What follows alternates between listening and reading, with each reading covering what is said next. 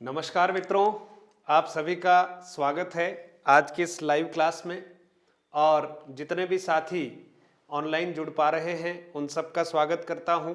और आज एक बहुत महत्वपूर्ण जो हमारा टॉपिक है, बिंदु है उपसर्ग। हमने संधि के पार्ट 3 तक हमने प्रश्नोत्तरी की थी। हमने लगभग 75 प्रश्नों को लाइव आपके सामने रखे थे। आपका रेस्पॉन्स बहुत अच्छा रहा और उसी के निमित्त हम आज आगे की तरफ बढ़ रहे हैं। और आज हमारा जो बहुत महत्वपूर्ण बिंदु है उपसर्ग। मित्रों, उपसर्ग अगर कहा जाए तो शब्दों के पूर्व में जुड़ने वाला एक शब्दांश है। ठीक है, अभी आप देखिएगा, इस पार्ट का आप आनंद लीजिएगा और अधिक से अधिक मित्रों तक इस प्रश्नोत्तरी को पहुंचाने का दायित्व आप सबका है। तो आइए आज की हमारी इस लाइव प्रश्नोत्तरी को शुरू करते हैं और आप सभी अधिक से अधिक संख्या में जुड़ जाएं। आप सभी का स्वागत है। सभी का नाम लेते हुए मैं आगे की तरफ बढ़ रहा हूं। इसका मतलब समझ लीजिए, अगर मैंने नाम नहीं लिया है, आप सबका नाम मैंने ले लिया है। आप सबके कमेंट में देख रहा हूं। ठीक है मित्रों, हम चल रहे हैं आगे की तरफ। देखिए, आज का हमारा जो प्रश्नोत्तरी कार्यक्रम है उपसर्ग पार्ट 1, इसका पहला प्रश्न आपके सामने रख रहा हूं। देखिए, पहला प्रश्न है हमारे सामने, उपसर्ग होते हैं। बहुत बेसिक प्रश्न है। उपसर्ग होते हैं, उपसर्ग होते हैं। अब आप देखिए उपसर्ग क्या होते हैं। 4 ऑप्शन आपके सामने हैं। पहला ऑप्शन है शब्द, दूसरा ऑप्शन है शब्दों का समूह, तीसरा ऑप्शन है वाक्यांश और चौथा ऑप्शन है शब्दांश। है ना, आप जल्दी से उत्तर दीजिएगा। पहला ऑप्शन है शब्द, दूसरा है शब्दों का समूह, तीसरा है वाक्यांश और चौथा है शब्दांश। जैसा कि अभी अभी मैंने बोला था कि उपसर्ग जो हैं वो होते हैं या किससे आगे जुड़ते हैं और क्या होते हैं, वो मैंने बता ही दिया था और आप भी अच्छा उत्तर बता ही रहे हैं। बिल्कुल सही। इस प्रश्न का जो सही उत्तर है वो है चौथा ऑप्शन हमारा सही है, शब्दांश होते हैं। ठीक है, जैसे आप देखेंगे कि एक शब्द है एक और इसके आगे हमने एक शब्दांश जोड़ा प्रति। ठीक है, और एक नवीन शब्द का निर्माण हुआ और वो शब्द कौन सा है, प्रत्येक। तो ये जो है वो शब्द नहीं है, एक शब्दांश है, क्योंकि इसका कोई विशेष अर्थ नहीं है, है ना, ये शब्दांश कहलाता है। लेकिन ये जो है वो क्या है, एक शब्द है जिसका अपने आप में एक अर्थ है। तो शब्द के पूर्व में जुड़कर जो नए शब्दों का निर्माण करते हैं उनको हम क्या कहते हैं, उपसर्ग कहते हैं। बहुत अच्छा, शाबाश। दूसरे प्रश्न की ओर बढ़ते हैं अपन। देखिएगा दूसरा प्रश्न हमारा, दूसरा प्रश्न देखें आप, प्रश्न नंबर 2। प्रश्न नंबर 2 क्या कह रहा है? प्रश्न नंबर 2 कह रहा है उपसर्ग जुड़ते हैं। बहुत सामान्य सा प्रश्न, देखिएगा, उपसर्ग जुड़ते हैं। ठीक है, उपसर्ग जुड़ते हैं। बहुत छोटे छोटे प्रश्न आपके सामने लाया हूं और आप जरूर इस अच्छे से उत्तर दीजिएगा। पहला ऑप्शन कहता है शब्द के आगे, दूसरा ऑप्शन कह रहा है शब्दांश के आगे, तीसरा ऑप्शन कह रहा है शब्द के पूर्व में और चौथा ऑप्शन कह रहा है शब्दांश के पूर्व में।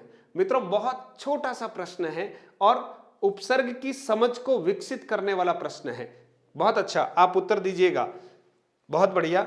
अधिकांश मित्र बता रहे हैं कि शब्द के आगे। ऐसा हम स्वाभाविक रूप से बताएंगे ही, लेकिन आप देखिए जब हम इस तरह से बताते हैं तो कहीं ना कहीं आप देखेंगे कि हमसे गलती हो गई।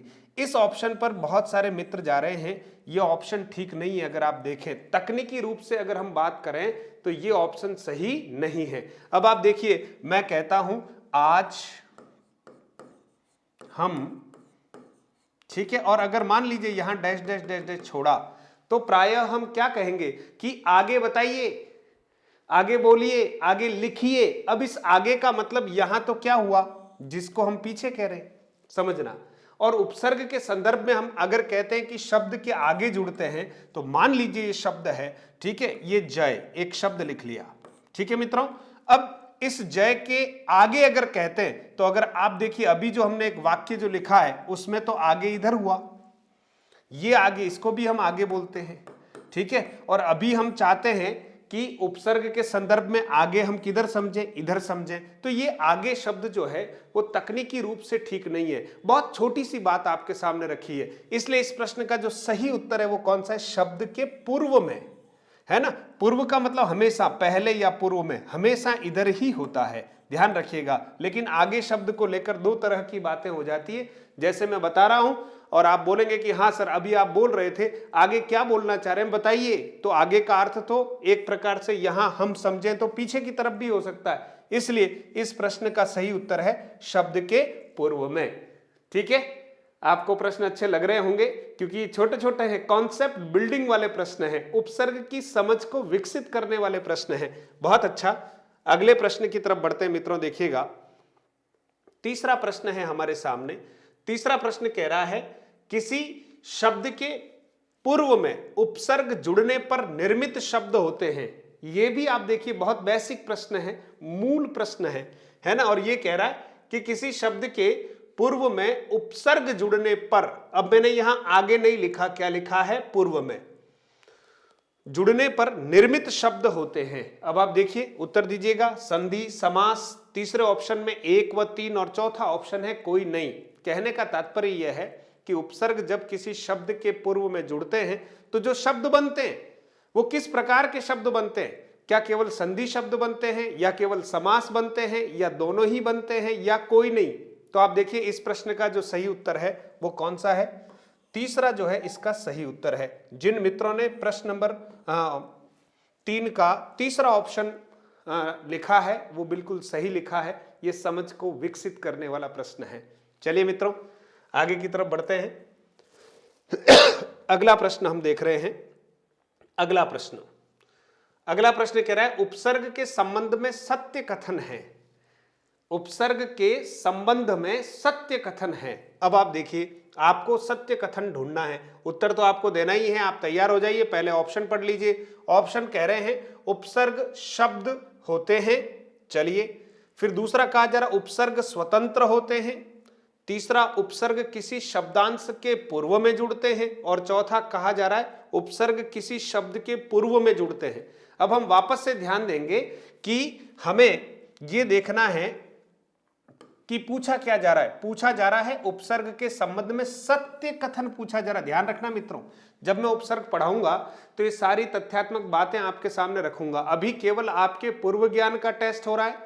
जिन बच्चों ने तैयारी कर रखी है, पढ़ रखा है, वो फिर से अपने आप को इन प्रश्नों के माध्यम से वापस से उस टॉपिक से जोड़ेंगे, और आपने कितना अवबोध किया है उसका मूल्यांकन भी हो जाएगा साथ साथ में। इसलिए, और जो साथी उपसर्ग के बारे में ज्यादा नहीं जानते, कोई बात नहीं, है ना, हम सीखेंगे। लेकिन एक बार आप समझें तो सही कि किस किस तरह के प्रश्न हमारे सामने आते हैं और हमें कितनी छोटी छोटी बातों पर ध्यान रखना चाहिए।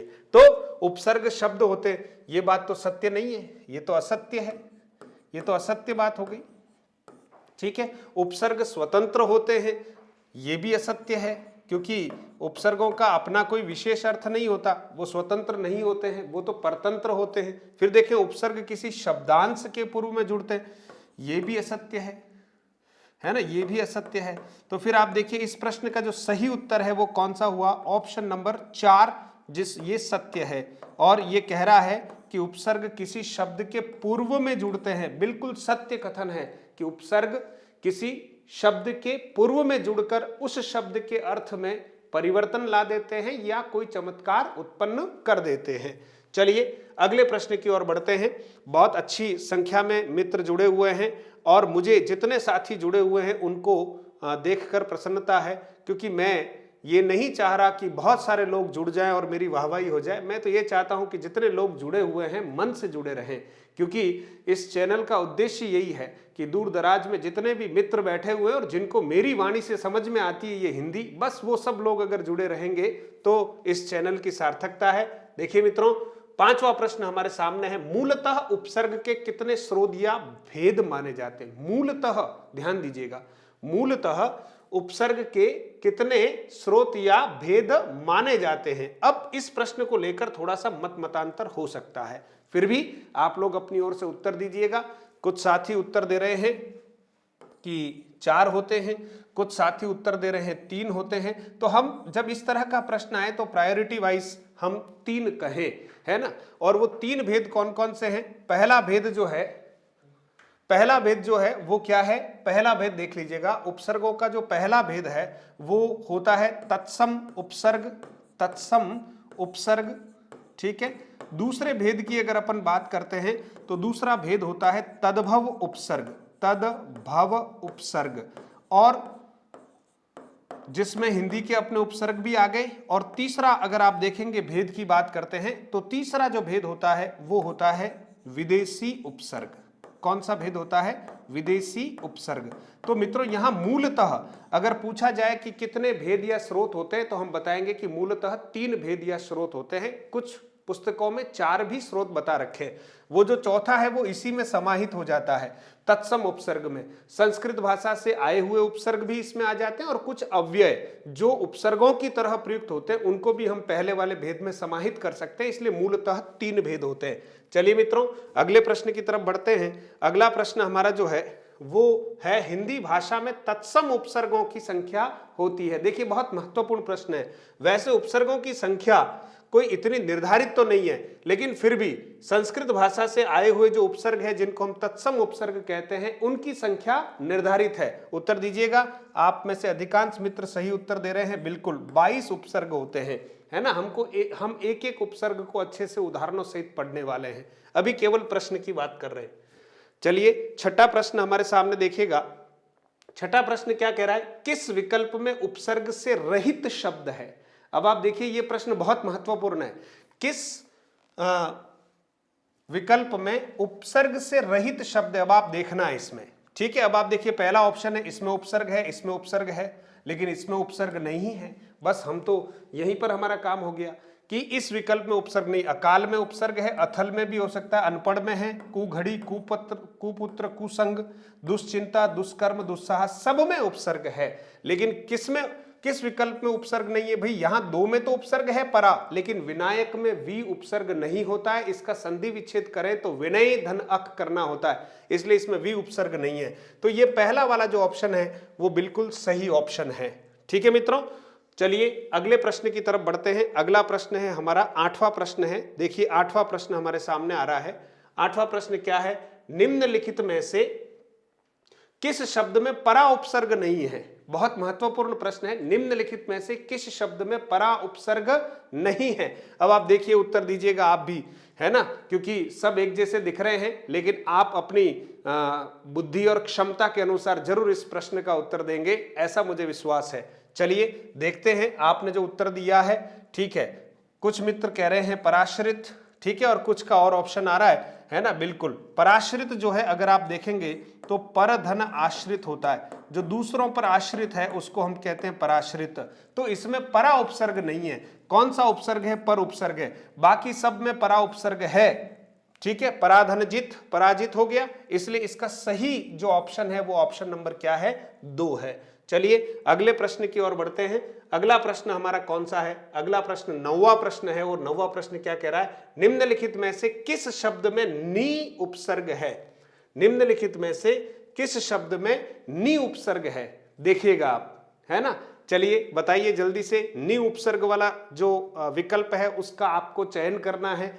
एक जैसे जरूर हमें ये विकल्प दिखते हैं, ठीक है मित्रों। इसका बिल्कुल जो सही उत्तर है वो है निरूपण, है ना। इसका जब आप विश्लेषण करेंगे तो नी धन रूपण होता है, तो इसी में नी उपसर्ग है, ठीक है। बाकी में आप देखिएगा निरापद में निरुपसर्ग है, ठीक है। निरीह में देख ले निरुपसर्ग है। अगर उपसर्ग की बात करते हैं, निरामिष में देखिएगा निरुपसर्ग है। तो मित्रों नी उपसर्ग वाला पहला ऑप्शन है हमारा कौन सा? निरूपण में नी उपसर्ग है। चलिए अगले प्रश्न की ओर बढ़ते हैं। प्रश्न नंबर 10। प्रश्न नंबर 10 क्या कह रहा है? निम्नलिखित में से किस विकल्प में उपसर्ग और प्रत्यय दोनों ही हैं? दोनों जुड़े हुए हैं। बहुत बढ़िया प्रश्न है। आप देखिएगा उपसर्ग व प्रत्यय दोनों ही जुड़े हुए हैं और बहुत सरल सा है। आप जल्दी से इसका उत्तर दीजिएगा। मैं आपके उत्तरों की प्रतीक्षा कर रहा हूं, जल्दी से उत्तर दीजिएगा। बहुत बढ़िया, शाबाश। देखिए इसमें तो बे उपसर्ग है, इसमें बी उपसर्ग है, इसमें हाँ वो पूछ रहा है कि उपसर्ग और प्रत्यय दोनों ही हैं। अब आप देखिए इसमें उपसर्ग और प्रत्यय दोनों ही हैं। तो इस प्रश्न का सही उत्तर कौन सा हुआ? Option number 4। इसको देखेंगे अ धन क थ न धन ईय, है ना। तो मिलकर क्या बनता है? अकथनीय। तो इस प्रश्न का सही उत्तर जो है वो कौन सा हुआ? Option number 4। बाकी में उपसर्ग हैं लेकिन प्रत्यय की बात नहीं दिखती है, इसलिए उपसर्ग और प्रत्यय दोनों ही किस में है? ऑप्शन नंबर 4 में, अकथनीय में। प्रश्न नंबर 11 देखिए, प्रश्न नंबर 11 क्या कहता है?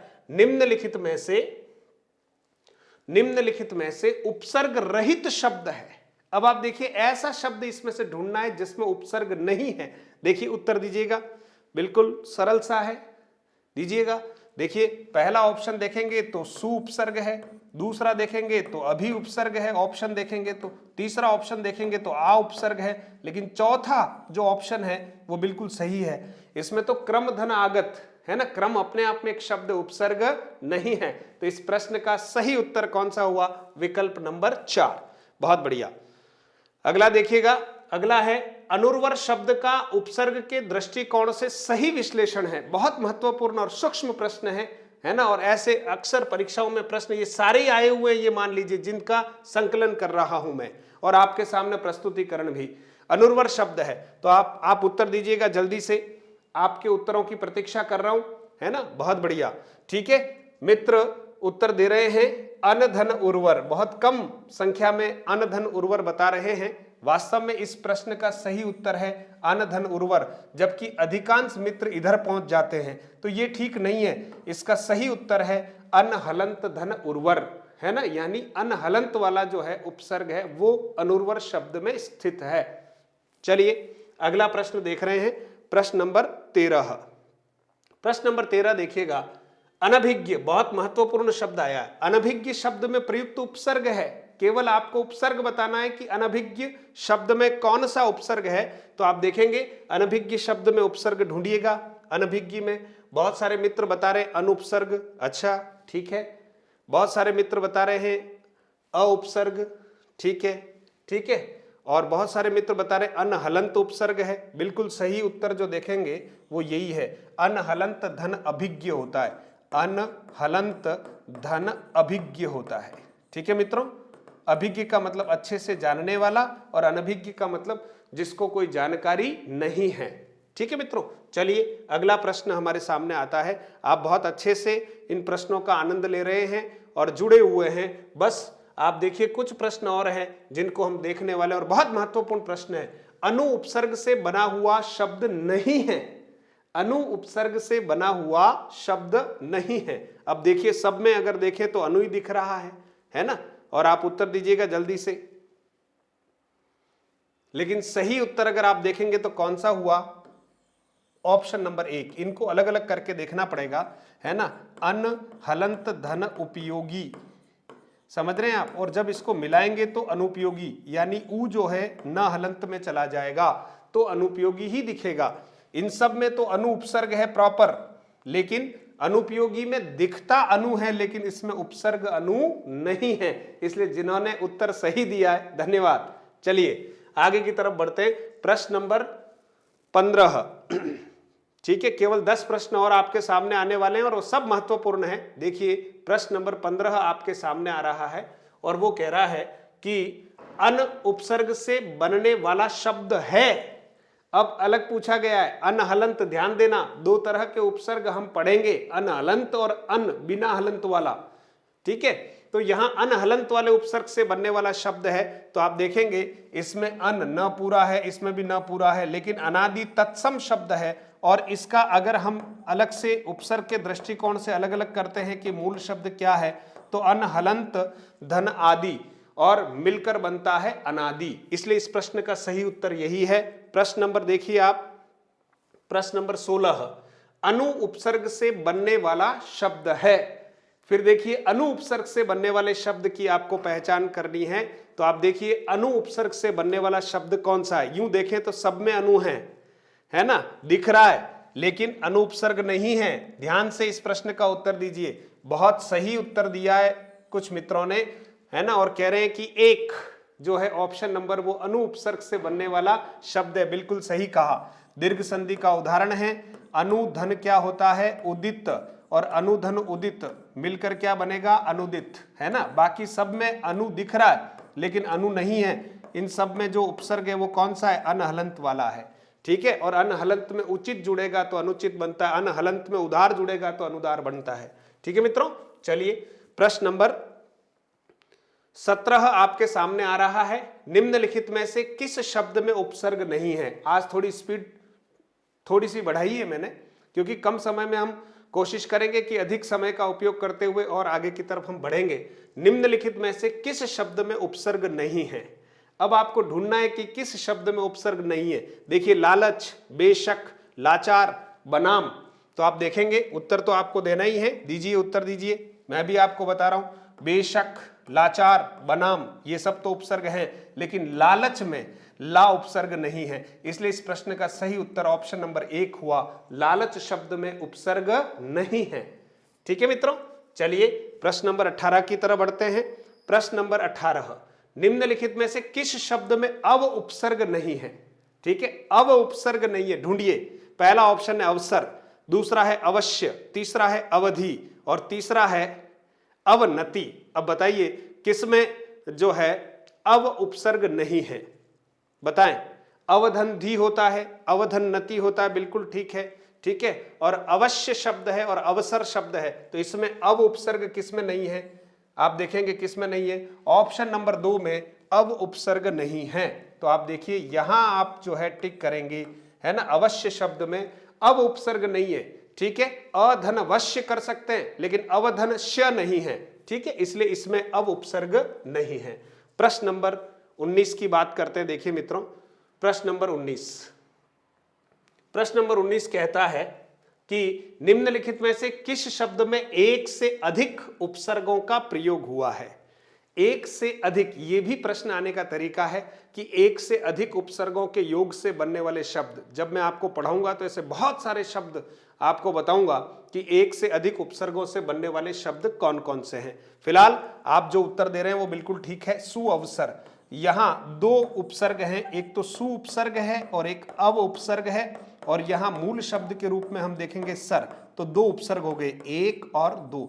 बाकी किसी में भी 2 उपसर्ग नहीं है, एक एक ही उपसर्ग है। बिल्कुल ठीक, आपने इस प्रश्न का भी उत्तर अच्छा दिया है। चलिए अगले प्रश्न की तरफ बढ़ते हैं। अगला प्रश्न है, निम्नलिखित में से किस शब्द में उपसर्ग नहीं है? उपसर्ग नहीं है, ध्यान देना। ठीक है, अब आप देखिए किस में उपसर्ग नहीं है। अनन्य में भी उपसर्ग है, बिल्कुल, अन्वेषण में भी है, ठीक है, प्राचार्य में भी है, लेकिन अकेला में अ उपसर्ग नहीं है। चलिए, आपने भी ठीक उत्तर दे दिया इसका, बहुत बढ़िया, धन्यवाद। इसका ऑप्शन नंबर 2 बिल्कुल सही है। बाकी आप देखिए, अनन्य में, है ना, अन उपसर्ग है, प्राचार्य में प्र उपसर्ग है, अन्वेषण में अनु उपसर्ग है। ठीक है, लेकिन इसमें कोई उपसर्ग नहीं है, इसलिए इस प्रश्न का सही उत्तर क्या हुआ? Option number 2। चलिए 5 प्रश्नों के साथ और आपसे चर्चा कर रहे हैं, और 21वां प्रश्न, आज की इस प्रश्नोत्तरी का 21वां प्रश्न देखिएगा। निम्नलिखित में से किस शब्द में उपसर्ग का प्रयोग विपरीत अर्थ में प्रयुक्त हुआ है? प्रश्न को थोड़ा सा घुमाया है, उपसर्ग का प्रयोग विपरीत अर्थ बताने के लिए हुआ है, ऐसे ऑप्शन का चुनाव करना। विजय, विनय, है ना, विनाश और वियोग। अब आप देखिए, योग और वियोग, है ना, अपने आप में अलग अलग है ना, तो आप देखिए इस प्रश्न का सही उत्तर क्या हुआ? वियोग, है ना, क्योंकि योग शब्द है, योग का अर्थ होता है जुड़ना, मिलना, और अगर इसमें एक उपसर्ग का प्रयोग करेंगे वि, तो एक विपरीतार्थक शब्द बनेगा वियोग। इसलिए विपरीत अर्थ में ऐसा शब्द जिसमें उपसर्ग लगा हुआ है और वो मूल शब्द का विपरीत अर्थ बताने वाला हो, वो ऑप्शन नंबर कौन सा है? 4। बिल्कुल ठीक कहा आपने। चलिए अगला प्रश्न नंबर 22 हमारे सामने है। संस्कार शब्द में निम्नलिखित में से कौन सा उपसर्ग है? बहुत सरल सा है, अलग करके देखिएगा। संस्कार शब्द में कौन सा उपसर्ग है? पहला सम बिना हलंत वाला, दूसरा सम हलंत, तीसरा सन हलंत और चौथा स। बहुत बढ़िया, बहुत सारे मित्रों ने सही उत्तर दिया है। उत्तर 2 सम हलंत, बिल्कुल ठीक है ना। और संधि देखें तो इसमें कौन सी संधि है? व्यंजन संधि है, सम धनकार मिलकर बनता है संस्कार। ठीक है मित्रों, शाबाश। चलिए प्रश्न नंबर 23 आपके सामने। निर्निमेष शब्द में कौन सा उपसर्ग है? देखिए, निर्निमेष शब्द में कौन सा उपसर्ग है? तो आप देखेंगे, बिल्कुल उत्तर दीजिए जल्दी से। बहुत बढ़िया, बिल्कुल ठीक उत्तर है आपका निर्हलंत। निर्निमेष का मतलब होता है अपलक, यानी जो अपनी पलकों को न झपकाए, निमेष। ठीक है, तो मित्रों इसमें निर उपसर्ग है, ऑप्शन नंबर 3 बिल्कुल सही है। फिर अगला देखिए, प्रश्न नंबर 24 हमारे सामने है, निम्नलिखित में से कौन सा उपसर्ग विदेशी है। अब थोड़ा सा प्रश्न बदल दिया है, निम्नलिखित में से कौन सा उपसर्ग विदेशी है। देखिए 4 ऑप्शन है, कु, अमात्य, खुश, पर। अब आपको विदेशी उपसर्ग कौन सा ये ढूंढना है। चलिए, आपने सही ढूंढा, देखिए नुक्ता भी लगा हुआ यहां पर। प्रश्न ऑप्शन नंबर 3 बिल्कुल सही है ना, और यही इस प्रश्न का सही उत्तर है। अंतिम प्रश्न है हमारा, अंतिम प्रश्न देखिए, निम्नलिखित में से किस शब्द में अधि उपसर्ग नहीं लगा हुआ है। ढूंढिएगा, प्रश्न का उत्तर ढूंढिएगा। पहला है अध्ययन, दूसरा है अधोगति, तीसरा है अध्यादेश, चौथा है अध्यक्ष। ठीक है, तो मित्रों देखिएगा, आपसे पूछा है अधि उपसर्ग किसमें नहीं है, तो आप देखें बिल्कुल ठीक पहचाना आपने, ऑप्शन नंबर 2 में अधि उपसर्ग नहीं है। यहां तो अधः उपसर्ग है, धन, गति और विसर्ग संधि होती है और शब्द बनता है अधोगति। बाकी सब में अधि उपसर्ग है। बहुत बहुत धन्यवाद। आज की प्रश्नोत्तरी को हम यही समाप्त करते हैं, और आज आपने बहुत उत्साह के साथ भाग लिया है। हम उपसर्ग पार्ट 2 प्रश्नोत्तरी लेकर फिर 9 बजे कल हाजिर हो रहे हैं। आप सभी मित्र अच्छे से जुड़िएगा, और ये प्रश्नोत्तरी का PDF मधुरम हिंदी का जो टेलीग्राम चैनल है उसमें मैं डालने वाला हूं, रोज नियमित रूप से डाल रहा हूं, है ना। और आप मधुरम का जो टेलीग्राम चैनल है उसको सब्सक्राइब कीजिएगा, और डिस्क्रिप्शन में सारे ही लिंक दे रखे हैं। आपको जो जो लिंक उसमें से सब्सक्राइब करना है उसको आपको लाइक करना है, जरूर करिएगा। और आप सभी मित्रों को शुभरात्रि कह देता हूं, और फिर कल हम नई ऊर्जा के साथ नए प्रश्नों के साथ मिल रहे हैं। आप भी तैयारी करते रहिएगा। धन्यवाद, और आप सब जुड़े इसके लिए आभार। जय हिंद।